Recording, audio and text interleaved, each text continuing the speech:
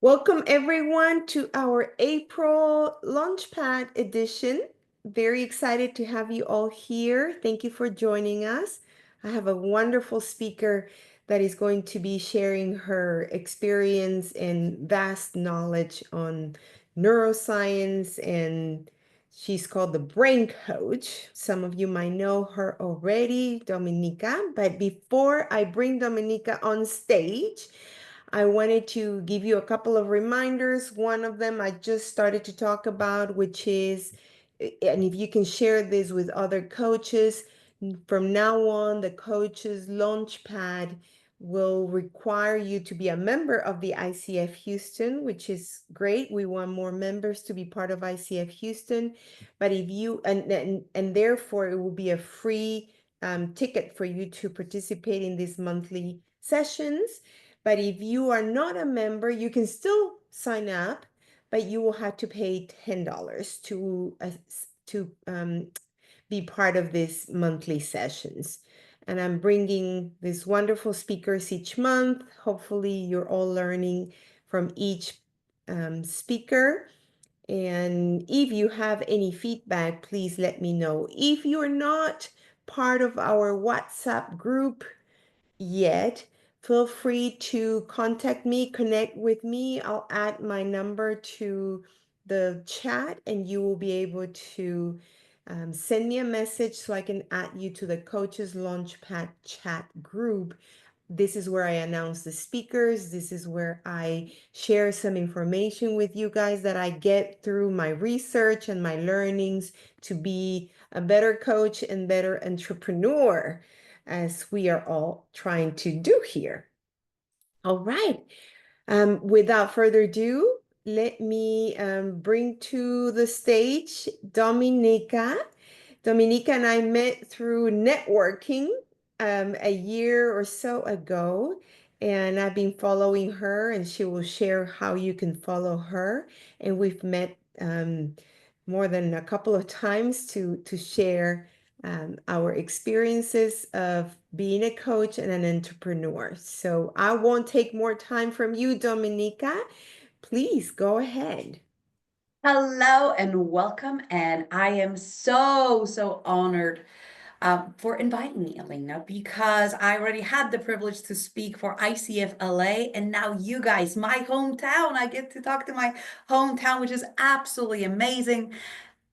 Pleasure to see all of you on the screen. And who am I? And why in the world should I be talking to ICF coaches? Well, I'm a brain coach and it's a very new road, and I'm an elite neuron coding specialist. That's another new road, but very much together. What does that mean?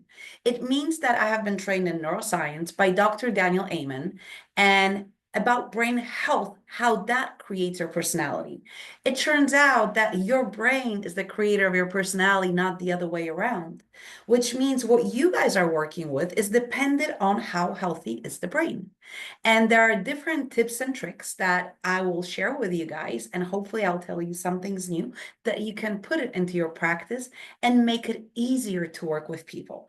And I'm not the type of a speaker who's going to let you off the hook. I will definitely ask you guys to participate.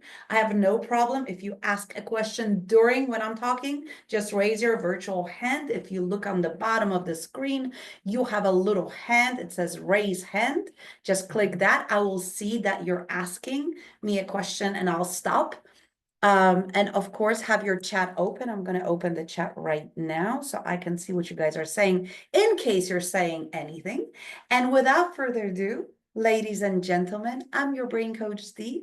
I'm excited to show you and share with you information about neuron coding, brain science, and how can this really help your work. So, funny enough, we've been taught over and over, exercise, build your muscles, eat well for your gut, and we have all that knowledge. Yet, for some unknown reason, we're not taught take care of your brain. And we're going to start with a very easy question. Who has a brain? Put a one in a chat. Who has a brain? Put a one in a chat. Okay. That's good. I got good audience. I have the audience that I need. So that means all of you can actually use this information.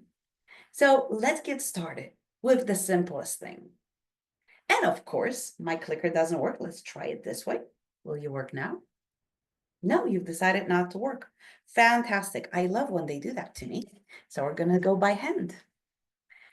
Okay, there we go. Beautiful color, isn't it? Who likes color purple? Put a one in the chat. It's very important for me. Who likes color purple? Put a one in the chat.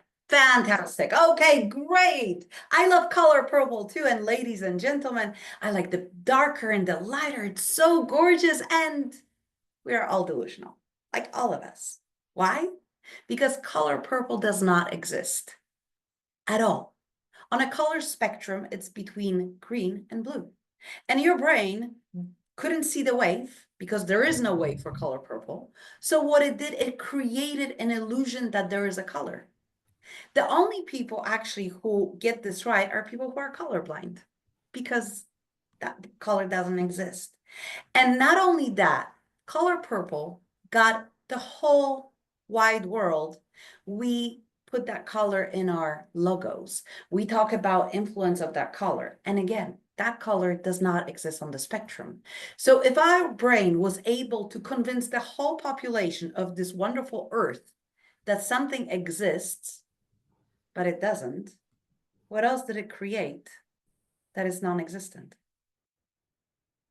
And we're all convinced that it's beautiful. We can even negotiate the color and that I like the lighter version, the darker version, but it doesn't exist. So that is part of your perception. 50% of your brain is the visual cortex. And actually what you see has nothing to do with reality. It has everything to do with the filters of your brain because your brain perceives impulses through the eyes, senses, feelings, smell. And then when it comes to the visual cortex, that's 50% of your brain. So it goes in and it translates into things that it thinks they are, that it decided that they are.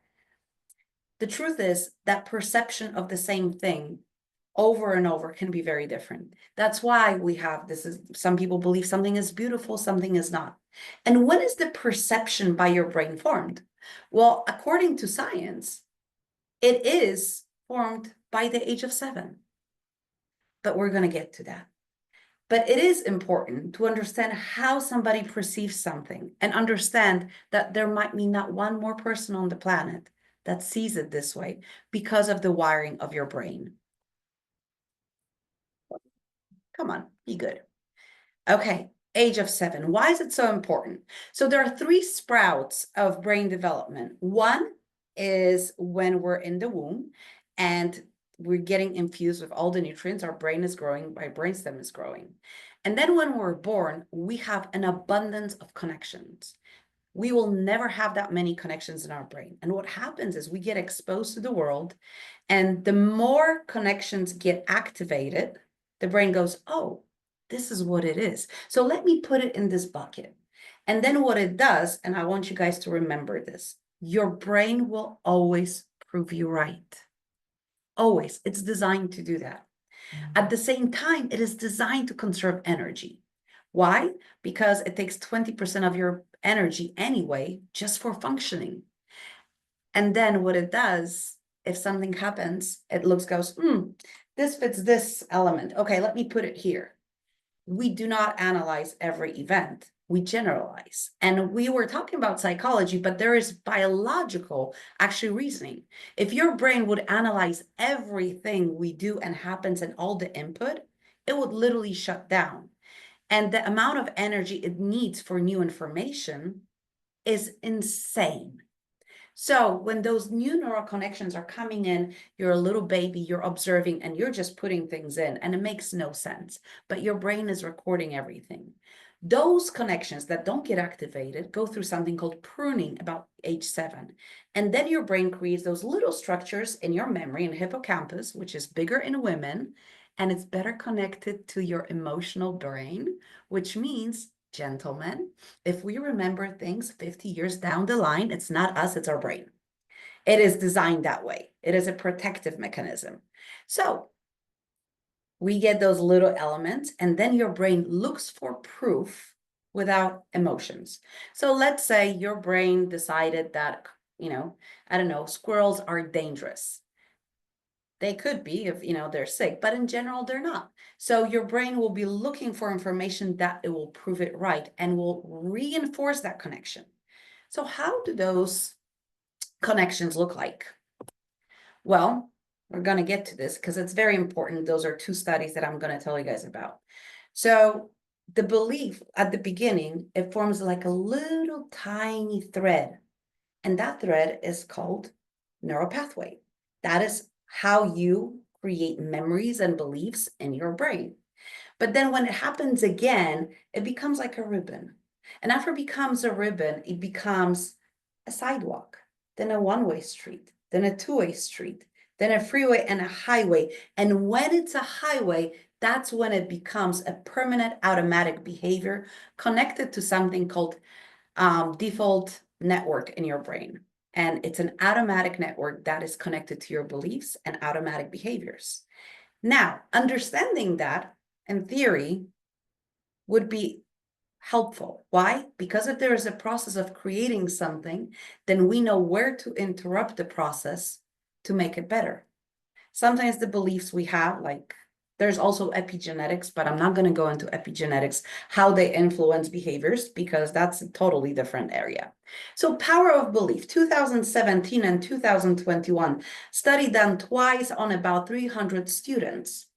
And I want you to listen very carefully. We think it's not important. Besides the Pygmalion effect, which is a very old study, this one was much newer. And for me, it was very impactful, especially that it was repeated twice. Once by Harvard, I think one was another university, I think it was Pennsylvania. So what they did, they took about 200 students and they divided them in two. They took one bunch of students and told them that they're getting Adderall to learn studying, and none of them had ADHD. That's very important because in people with no ADHD, Adderall does not have any effect.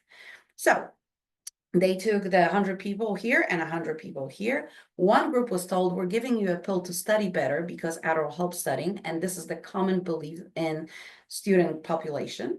And then the other group was told, oh, we're giving you Adderall to study better. Another group got a coffee pill. They said, you're getting coffee so you can memorize better. One of these people had of course, placebo. The other group thought they got the Adderall. They didn't. Nobody got fed Adderall. It was also placebo, but in a different version. It was said that it was a higher dosage. Well, in both studies, 2017 and 2021, it turned out that everybody who believed who got Adderall got 30% better results on their tests. Just by the pure thought that, oh my God, I will study better. I can learn better. And this study is repeated over and over in different versions and forms. In both cases, this was a placebo. It was a regular vitamin C that they swallowed, had absolutely no effect on the brain. But the conviction that it's going to be easier to study, it's going to be easier to achieve better results, showed up on the test in a control group and non-control group, which means your brain and its beliefs, which we're talking from the perspective of psychology, is absolutely crucial. Placebo effect is one of the biggest powers you have as a coach, because brain creates a belief, and because it will always prove you right, it looks for proof in the real world. Placebo effect is also the reason why a lot of medications don't go into sales. Why? Because the medication results are 30, 40% and placebo is 70. So when they test that against, it turns out that your belief has more power in your brain than anything you can imagine. But you probably knew that. What is important, you guys can check this one out. Feedback and identity. It's also on the DSM network, so the default network. What was absolutely amazing, published by them, it was that what they found is that when we assign feedback, so information to a person about what they did, to their personality traits, how they look, that they're great, that they're fantastic, to the praise that we're so inclined to give, we actually take away the drive and we decrease the dopamine, which is not a happy chemical as most people think. It is the driving chemical, it's the pursue chemical. So what they have found is they took groups at Stanford of kids and they followed them through the years. One of the things that was consistent in one group was the feedback that was given. The feedback that was created and then monitored neurologically, how things were getting created. It was feedback based on their performance, but overcoming obstacles. So there was no compliments. Oh, you're going to do great. I believe in you. There was no, oh, you're magnificent. You're going to do great. None of that happened. The only thing they were complimented on, or they were given feedback on, I really like how you found a way coming out of this challenge. I really like how you found a solution. I really liked how you looked for solutions when you didn't know what to do. I enjoyed looking at you, looking for answers, because in the end, you found the solution. So it was concentrating only on overcoming obstacles. And what they have found that people who get programmed in this way start to look for more and more difficult projects, which in time allows them to grow much quicker and they end up much higher in life in comparison to people who get, you're so talented, you're going to do great, you're so intelligent, I know you can do this, you work so hard, even didn't work, right? So they took those two groups and comparing them. The difference was about $40,000 in income on average in those kids when they grew up. So it's a pretty big difference. What happens is what we link to pleasure, which is not a natural process in our brain, becomes actually more dominant. We're 2.5 times more prone to look for things that will go wrong from our primitive brain. Some people call it reptile brain. And those wired things in our brain are very natural. That's normal. What's not normal is joy, consistent joy, because there is a fear that something might happen. But if we build in joy with our clients in overcoming obstacles, at one point, they start to look for more difficult things because solving puzzles is a lot of fun. And it was a phenomenal study that was connected. So neural pathways and reinforcement. I spoke about this a little bit, how they're built. It is true that our brain can literally change and rewire till the day we die. But it is not true that we're always at the same level of neuroplasticity. What does that mean? Your brain does not rewire from affirmations. I'm sorry to say this. Your brain requires physical activity. Your brain requires sleep because all changes in the brain happen when we sleep, not when the emotional event happens. It also often requires either direction, so telling yourself, okay, I need to change this now. This is important to me. Or it requires emotional significant event. That's when the changes happen. And why is that important? Because very often our clients, my clients as well, they talk about something and there is no real drive, there's no real either pain or joy waiting for them. So it's not a significant event. Also, your brain is not designed to do more than 3 changes at a time because it takes up so much energy that if you look at, nobody knew why, but now we know why, when we have New Year's resolutions, and people go on for 6 weeks, they're all great, and then go, oh, never mind.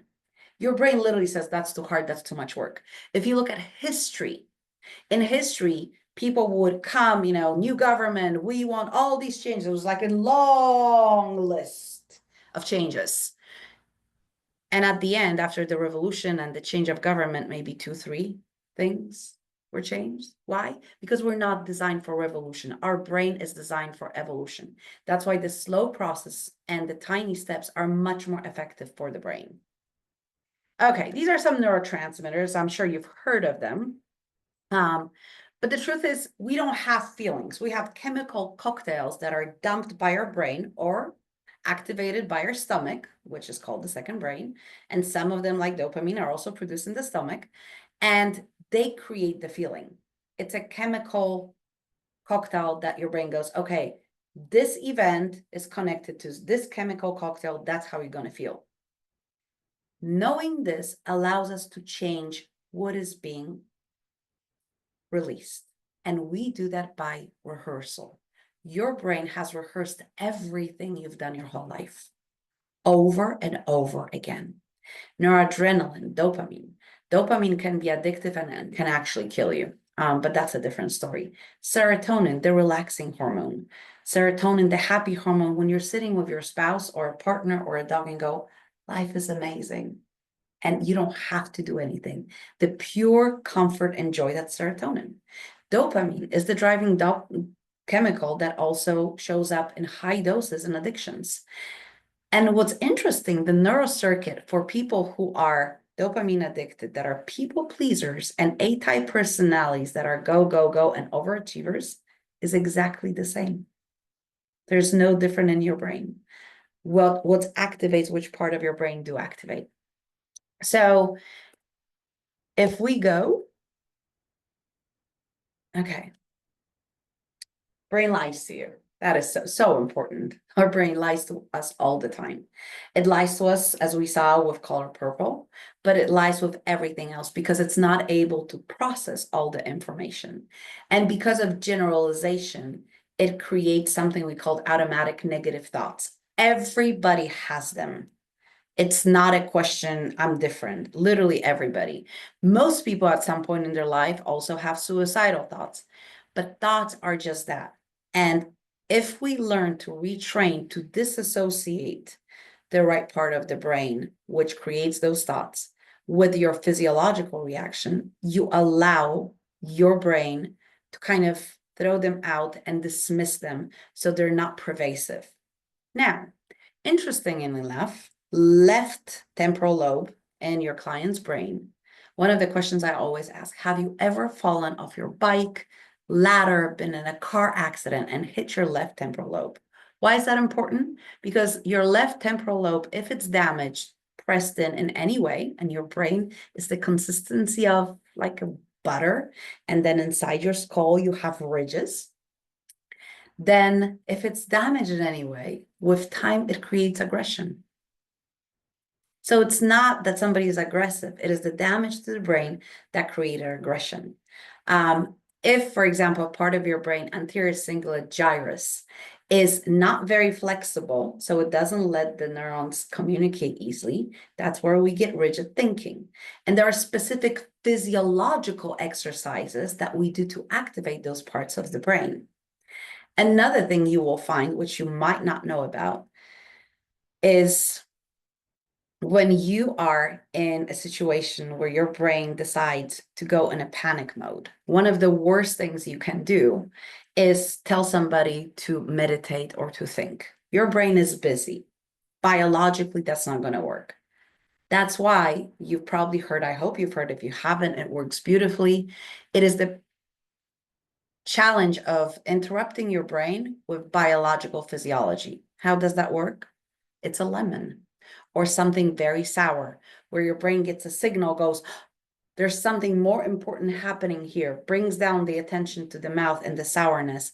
That's the time to walk somebody off the ledge when they're in a panic mode or in an anxiety mode. And that is so important. So I don't know, have you ever guys done an exercise on imagining things, especially food? Yes, no, kind of? Put a yes or a no in the chat so I can see. Because I want to show you guys. No, okay, cool. Are you guys ready for an exercise? Oh God. Okay, stand up, because you guys are asleep. Come on, stand up. Let's go. Okay, good. I have one standing up. Brian is sitting down. Mark showed off. Okay, good job. Okay, shake it out. Shake it out, right? Move it around so you guys can get the energy. Take a deep breath. Let it out. Very good, right? Those webinars can be super boring, and I'm hoping you guys, okay, yes, the one who learned. Okay, have a seat. Good job. Fantastic. Thank you so much. Okay, if you are in a comfortable space and you are not driving, please close your eyes. Take a deep breath. And now imagine right in front of you on a beautiful table, somewhere where you would like to sit with a beautiful view, is your absolutely favorite food, whatever that might be. Is it sweet or savory? I don't know. But I want you to yourself to start saying out loud, what do you see on the table having your eyes closed? Describe that plate. Describe the colors. How does it look like? Is it bright? Is it fluid? Is it solid? And what is the smell that it's coming to your nostrils? You can feel it and smell it. And it's the memories that it brings. Does it smell good? Okay, good job. So keep smelling it. Now imagine looking at your favorite dessert. And you can keep describing it out loud because then you're in a safe space. I won't hear you. And now I want you to either bite in it, cut into it, or take the spoon and put it in your mouth. Is it warm, cold? Is it hot? What do you feel? Is it sweet, soft, or may it be hard to bite? It is so good. And you feel the flavors flowing around your mouth, on your tongue. Yes. And what do you sense? What is the texture when you're biting into it? What flavors are coming up? Great job. I see the smiles. That food is so good. Yes. And all those memories rushing. It's comfort food. It feels so good. Okay. Now swallow it. Okay. Great job. Now you can open your eyes. Now I want to see in the chat how many of you, even for a second, started to salivate. Put a one in chat for a second, even. Okay. Is there any food in front of you? That's the power of the brain. Your brain, for a while, if you do it right, it will not recognize the difference between, I know you're disappointed that the food is not in front of you. I know, every time I do it, I'm like, oh, I need to go get my favorite dessert. Your brain doesn't know the difference. Now it does catch up in the end going, oh yeah, this is fake. But you can use the power of the brain to literally create things that people are experiencing. So I highly invite you to stop trusting your brain and your psychology very often. Although what we feel is real to us, it is just a creation of our brain. And the beauty of brain health and brain coaching, it takes away the stigma from the part of there's something wrong with you, and it puts it on the brain. There's nothing wrong with you. It's your brain which is doing, some weird things. Same thing if you want to run a marathon, right? You're running a marathon, but you're having heart problems. We're not going to say there's something wrong with you. We're going to say you have heart problems, which takes away the stigma from the person and puts it on the heart, and heart can be managed. And your brain can heal most of the time, unless you don't have half of your brain, then we cannot heal your brain. But if you do have a full brain, most of the time, there are ways that they can be healed without medication. And when that's not working, then medication is absolutely highly recommended. So I'm glad you guys enjoyed the exercise. So another thing, which is crucial for your clients, this is an experiment from, oh gosh, 1987, I believe. And I just want you to take a look at this.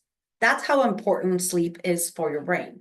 If your clients are not sleeping, it is absolutely crucial that they sleep. Now, there is about 3% of the population that does not need that much sleep, but 97% of us need 7 to 9 hours. The 3%, there are some odd one outs. Yes, they don't, but most people do, and it's absolutely crucial. Now, lack of sleep, what they did, they took soldiers for a week, all soldiers, snipers, all of them. They were sleeping 7 hours, then they would go to the shooting range. They were 98% accurate, which means it's eye-hand coordination, decision-making, self-control, breath control, emotional control, because that's part of shooting. Then they had them sleep 6 hours for a week, and they measured how that worked. And then they had, as you guys can tell, then they had 5 hours of sleep and then 4 hours of sleep. If you're coaching managers, leaders, mothers, there's no way in this world that would you like somebody with 5 hours of sleep to make decisions about your life or your company? Just saying. Because if they're, yes. So Elena, we can work on your sleep. If it's scattered, we can work on that. There are ways to calm down your brain. There's biological side that I can teach you, costs absolutely nothing, and it does absolute wonders for the brain and a few other things. So sleep when you coach your clients should be one of the questions. How much do you sleep? Because if you want to be effective, they need to have the brain power to rewire the brain. If somebody sleeps 4 hours and it's not in the 3%, there's literally, you're going to be way less effective. And I know you all are professional. You know how to ask questions. You know how to evoke emotions. You know all those things.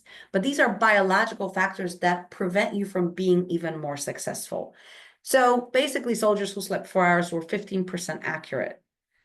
That is terrifying because if we're sleeping 6 hours, 4 hours, 5 hours a night, we're making life decisions with our brain, who we marry, what jobs we have, what we do, what we eat, how we respond to people, how we self-regulate. And all of that is not at the top peak performance.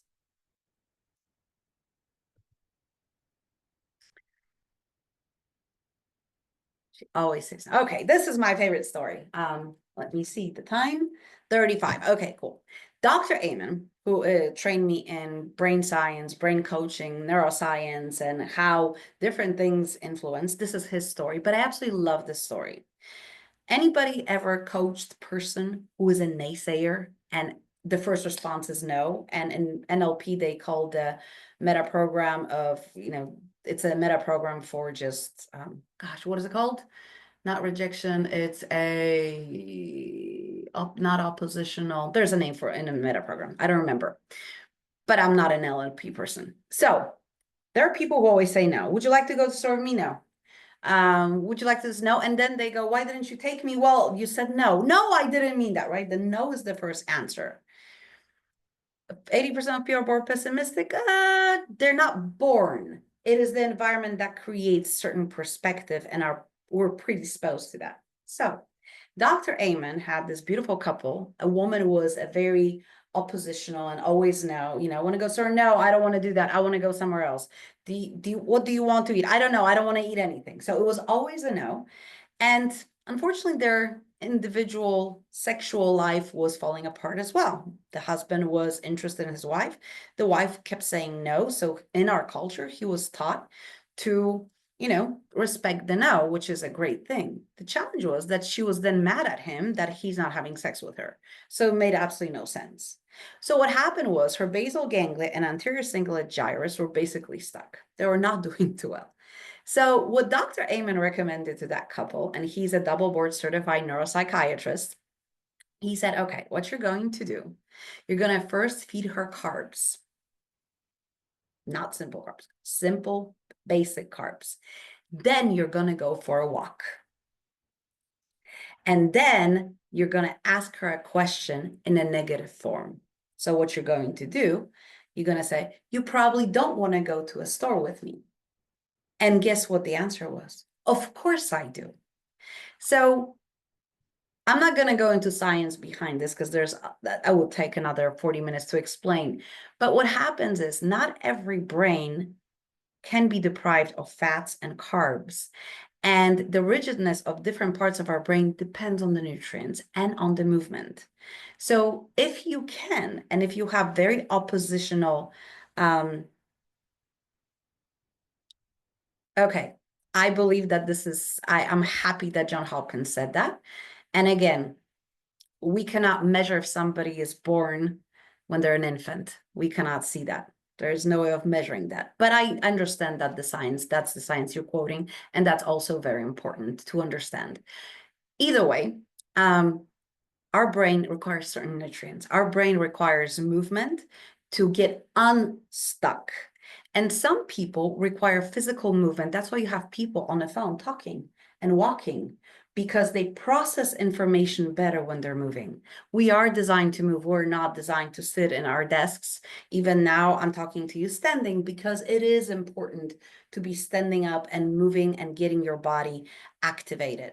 So she would always say no. But when he started using this method of feeding her carbs, going for a walk, and then asking in an opposite way question, you probably don't want to go, to the store with me, she would answer yes. And with time, and then other supplements and other exercises that they started doing, he basically half year later wrote, you saved my marriage. Like everything is back to normal. It was just a method of doing things. Okay, so freedom one key, hold on. Boredom, one of the keys to creativity. Okay, another thing in the brain that is so important that we seem to forget. We go, oh, I'm procrastinating. There's no way your brain can become creative if you are not procrastinating. Boredom opens the deeper memories and allows the right and left hemisphere to connect and go deeper into your brain and connect unusual situations to become creative. There is something, if you guys go and look up, there's a creativity curve, and it shows that procrastination for a period of time is a very good thing. Notice that you come up with ideas when you're driving a car, taking a shower, or in the morning go, oh my God, I know how it's going to work. This is so cool. This is not an accident. It's not only you. Your brain requires downtime and boredom to start engaging in creative behaviors. And that is so important. So when your clients are complaining that they're procrastinating, it's not about getting rid of procrastination. It's about making it work for them and curbing the procrastination. If you're interested, one of the ways of lowering the levels of procrastination, it is attacking so-called your prefrontal cortex dorsal area. And you do that by learning how to juggle 3 balls. And you do that for 10 minutes a day. And what happens is within about 3 months, the time of procrastination lowers. Very simple, doesn't require any medication. It works. Why? Because it oxygenates that part of your brain that supports creativity. It helps also with blood flow. And bilateral, you have stimulation. You're using your eyes, you're using hand-eye coordination, you're involving your cerebellum. And that actually, they have found, helps to reduce procrastination. Now, obviously, it's not for everybody, not everything, but the bilateral stimulation for the brain is very often super important so your clients can do better. Okay, so this is the picture of the dorsal area prefrontal cortex. That's where your procrastination has a home. So say hello, hi, dear procrastination. If it's too much, it's taking too much space, there are ways to reduce it, not only with questions, but with physical activity. Because what we have found is, if you've never heard of it, primitive reflexes are very often that are not integrated, a cause for people to have ADHD, OCD, depression, stress and anger management, memory problems, eye-hand coordination.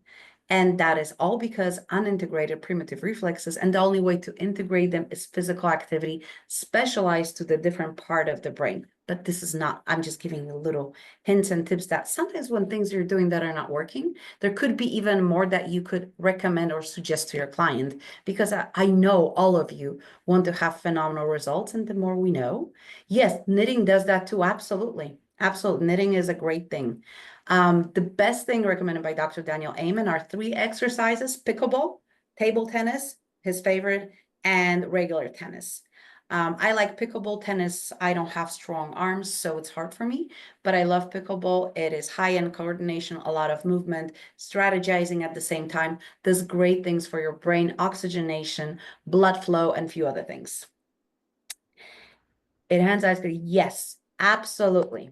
Okay, so actually, I showed it to you. So this is the curve from the study: high procrastination, low procrastination, and creativity when it grows. So if you guys want to, you can take a look. This is the study in the journal where it was taken from, and this has been repeated over and over in other studies. So also, I would like to invite you to this very weird exercise that if you want to, you can do with your clients. So lying is good for creativity, and lying is good for being convinced. And I know it's very much against what we've been taught our whole lives, but lying is good. So let's say I don't believe that, I don't know, clouds are actually made out of water. So what I ask my client to do, I ask my client to do research why it is made out of water. Just do the research. And then start convincing me out loud, that this is what it is. So what happens is you activate the trust syndrome. You activate part of your brain that recognizes and makes things familiar. And what is the most familiar thing in your life? Your own voice. When you emotionally start to get engaged in convincing somebody, because for example, there is a prize, that this is the truth, your brain will, we say, if I say it, you will not believe, but if you say it, you'll be convinced. If you do it out loud and have them say it out loud and convince you as your coach that this is the truth, they will believe it quicker, because the thing that they recognize the most is the most familiar and it's most safe, and they trust the most is their own voice, because they've been hearing it all day. And we use that in brain coaching very often. We have people say things out loud with conviction, so I feel convinced. And it's a role play exercise, does wonders, especially if we cannot find other ways. One of an option, fantastic way. And also, because it's emotional, we're getting engaged, convincing. Guess what? We get emotional and then get attached to our hippocampus, and then both logical reasoning and emotional part of your brain gets involved, and it has phenomenal results. Little brain trick. Dopamine. Okay, we spoke about dopamine. Let me take a look at the clock. It's 45. Okay, so I would like you guys to be very mindful of dopamine. And we talk a lot about dopamine, but this is, yes, it's an important chemical. Yes, we need to have it. But any addiction, any people pleasing is connected to dopamine. It is connected to reward system, and it's very dangerous. So when your clients are starting to take supplements that are upping dopamine, that might be sometimes even faithful. Basically, they can die from it. Too much dopamine can kill you. So be very careful if you're talking about supplements with your clients, to make sure that, first of all, they're not A-type personality. Then they would need more serotonin. And make sure that they're not on medication like Prozac, because anything upping the dopamine even more can override the circuit and can be deadly to them. Dopamine addiction protocol. Okay, so gray and white matter. And there are so many more things I could tell you about. Gray and white matter. So white matter is the connective tissue. The gray matter is the tissue that is there. And when we do things we don't feel like, we grow the gray and white matter. But it's not about, I don't feel like walking Mount Everest. It's about the small daily things. That allows your brain to, what we call, to build grit. But grit is a psychology thing. In brain, what happens is the white matter grows and it becomes your brain reserve, and the gray matter grows and it becomes your reserve, which allows you in difficult times to pull from it. And when it's difficult, we're using the reserve, it will shrink, but you can grow it back again. That's where the persistence, perseverance, and grit show up in these parts of the brain. And I want to show you also healthy brain scan and anxiety brain scan. When it's red, it's high activity, but when it's white means it's super overactive. Notice the difference when people have anxiety. It is all in your prefrontal cortex and a frontal area and your lobes. Anxiety has the same circuit as anticipation. Assumption of an outcome is different. And that is challenging, because anxiety is self-created. Now, we don't want to get rid of anxiety, because anxiety is a warning system. But sometimes it's so overactive that it warns us about everything. So if you look at the scan, look how different that is. And imagine how challenging it would be if somebody is so much on an overdrive. So this is a scan of a healthy brain and Chris, who was 19 with high violence. Notice that the healthy scan is pretty smooth from the bottom. And notice the holes. Now, the holes don't mean that that person physically has holes, so we can breathe deeply now. It means that there is no blood flow or oxygenation, and it is not functioning. It's very, very low activity and shows like this in a scan. And notice that these are frontal lobes, lower lobe, plus prefrontal cortex, which is our executive function. So very often, a lot of behaviors come from how the brain is functioning. With that being said, I know I actually made it on time. So this would be the time to unmute yourself, ask questions. And also I would love to ask you guys to scan a QR code. And I'm giving you a free gift. It's if you put in brain, you will receive an assessment for your brain type. And you'll learn what type of brain you have. There are 16 types of brains, and all of them are predisposed for different behaviors.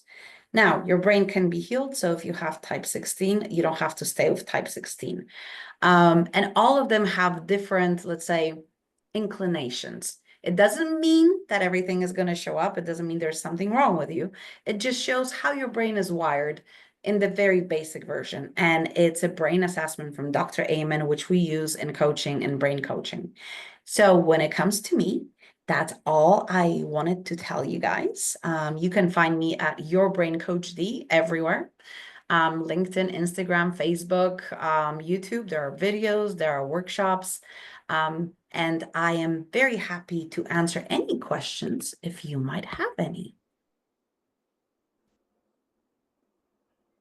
Thank you, Dominica. That was very interesting. Lots of information, and I'm sure a lot of tips for us to use with our clients. Does anyone have any comments, questions for Dominica? Oh. Andrea, go ahead. Can you hear me? Yes, Okay. clearly. This was really interesting. I wasn't sure what to expect in the session today, and this was not what I expected. I don't know what I expected, but this was extremely interesting, and I like the science that you shared behind all of this, and so many links that I want to go and do some more research. So thank you for opening my eyes to a different pathway to follow. With some of this work. And as a new coach, I'm really excited to dig into that. I'm a scientist by background, so this will be a second career for me. Fantastic. I'm glad I surprised you and it wasn't what you expected. I like doing that to people. It seems to be my MO. Thank you. Thank Thank you, you. Andrea. Anne. Hi, thank you for having me today. I actually have two questions for you. The first question is when you said that when we understand how perception work and the power of belief, then we can interrupt it and we can rewire it. I would like to learn more about that. How can we do that? I also read some book that talk about wire the myelin, and I don't know if that is the same Yes, thing that is as a this. part of it. Your brain is myelinated. So this is around neurons. There is this white matter that grows around to protect it. So absolutely, you're correct. That comes after pruning, which is when you're a kid. We're not going to go into super scientific stuff. I'm just giving you the science that you can use because otherwise I'll overwhelm you. But so remember when I said your brain will always prove you right? And we've been taught that when you work with a client or work with people, you know, they have limiting beliefs, blah, blah, blah, the whole 9 yards. Well, the challenge with repeating things, like when people repeat things over and over and they do incantations or affirmations, the missing piece is sitting down every day and proving yourself wrong because your brain requires logical proof. That's why we have two hemispheres. Not everything is emotional. So if I say, I can never do this, then my clients, which I work with, and I'm giving you away my, the way I work with my clients, they have to send me every day in a text information saying, okay, I didn't think I could pass the test, but I did. I didn't think I could do this, but I did. So they start to pull the smallest things from the past to break the belief apart because a belief is a generalization. The moment you can split apart the generalization, it becomes less believable, less anchored in our coaching world. Saying in science is a little bit different, and it allows for new beliefs to start forming. Then you go, okay, well, I can sometimes do it, right? Sometimes it's better than never. Also, words never always everyone, everything have a very high emotional charge and chemical release. And the moment you do that, your anterior cingulate gyrus literally stops working. It just goes into rigid mode. So those words are definitely out of the vocabulary, and they have different chemical cocktails that are released, which are very not helpful to clients. So there are plenty of things from science that you can plan. I hope I've answered a little bit your question. So basically, find proof in small, tiny things that sometimes things are possible. That allows for a door to open, and then you can keep working on that. Thank you. Thank you. That solution actually go into both of logical and emotional proof. Yes, So thank you for that. you're welcome. The second question would be to change your brain, and they said that provide carb, change physiology, and then ask the negative question, like, don't you want to go out, something like that. Okay. But for the nutrition part, I wonder, is it need to be carb or what For can that be? specific brain type, for that specific person, that was the solution. There are 16 brain types. I'm not going to tell you have everybody do the same thing with a brain, because every brain is different. There's no way, you can apply everything. That's why we have brain assessments and brain scans, and I work with blood work as well to see if they're producing the neurotransmitters. So it's a little bit more. So I wish I could tell you that one size fits all with brain coaching. Absolutely not. But in that case, it's something you might want to try, right? See if it works. If it doesn't, there are other ways depending on a brain type, different supplements, different blood work you could do, different exercise. I mean, there's so many options. Thank you. You're welcome. Thank you, Anne, for your questions. Martha. Yes, hi. I thank you for it was very interesting and engaging. I love your style, Dominica. Um, and I see your passion. I want to ask for the link between coaches that are starting their own business and what you taught us today. Okay. So I think what I wanted to do today is give you guys awareness that there's way more to what's happening in the world of coaching than we have been taught till now. I truly believe that brain health and brain specific coaching is the future of coaching. I truly believe that. I'm also a mentor at Amen University, and I teach those things to future coaches on the coaching side, not on the medical side. And I have found that when I switched to this type of approach, everything just works quicker, better, and those people have phenomenal results. Now, the beauty of this approach is also that you realize that medication is important. So we do not disregard medicine. There's no hatred towards medicine. Oh, you should never take meds. No, no, no, no. There is definitely time for medication, and not everything can be done with this approach. And when you're starting out, you are going to be for a few years looking and touching different approaches. Find something that works for you and be aware of the other ones. I am aware of positive psychology. I took some course in it. Do I use pieces of it? Yes, I do. But would I want to be the whole, do the whole process of positive psychology coaching? That doesn't, I am a science geek, so I need the science, right? So a lot of things, because of my personality. So I would like you guys to treat this as one of many options that are out there and be curious, because I mean, I had clients where I was doing everything I knew and nothing worked. I'm like, what am I doing wrong? Right? And that's going to happen. That's okay. The question is, are you going to say, oh, fine, they just don't want to work? Or are you going to look for different approaches? Are you going to look for different options and be aware? I have a list of coaches. I refer people. If somebody wants coaching in, relationships, this is definitely not me. No relationship coaching on my side. I'm not great at it, right? I'm great at other things. So while you're looking for a niche, where you're looking for a clientele who you're going to speak to, it is so important that you get exposed to different things. And when you're starting out, that's the time to get exposed to as many things as possible.